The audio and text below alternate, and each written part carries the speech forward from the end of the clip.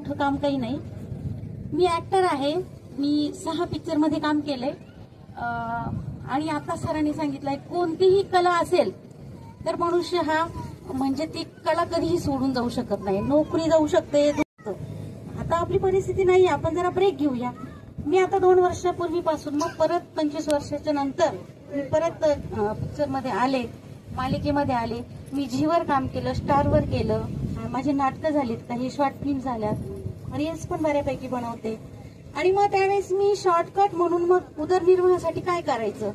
आता जसं सरांनी सांगितलं तसं की माझं शिक्षण झालेलं नाही. मी फक्त 6वी शिकलेली.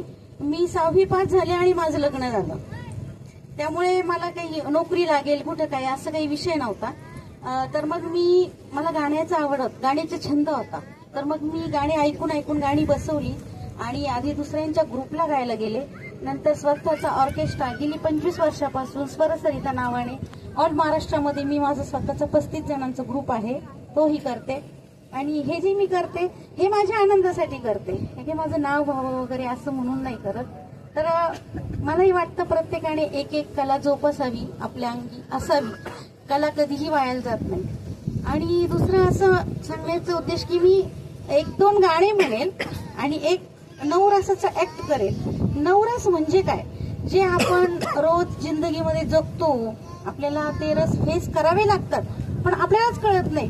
जन्माला आल्यापासून तर मृत्यूपर्यंत आपण ह्या नवरसामध्येच वावरतो, हे आपल्याला कळत नाही. तर मी असं काही विशेष असं ऍक्ट करून नाही आणलेला. आणि एक नवरस म्हणजे काय असतो हे मी तुम्हाला थोडंसं सांगेन आणि 1-2 गाणे म्हणेल. तर गोड मानून घ्यावं. गेट टुगेदर कार्यक्रमामध्ये अहिल्यानगर येथे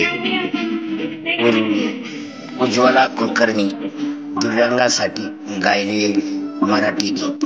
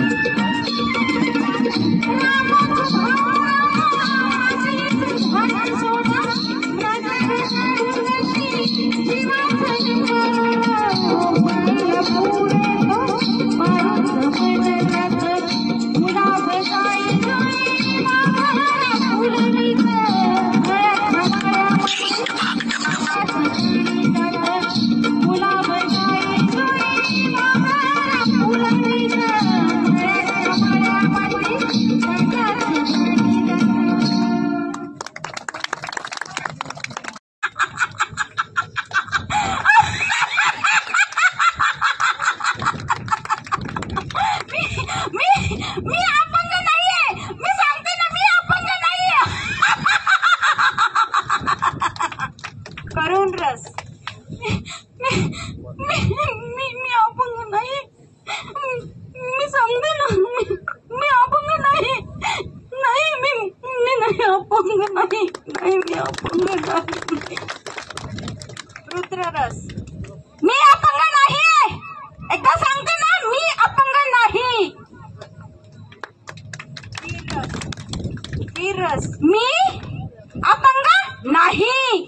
एकदा सांगते, मी अपंग नाही. विभत्स रस.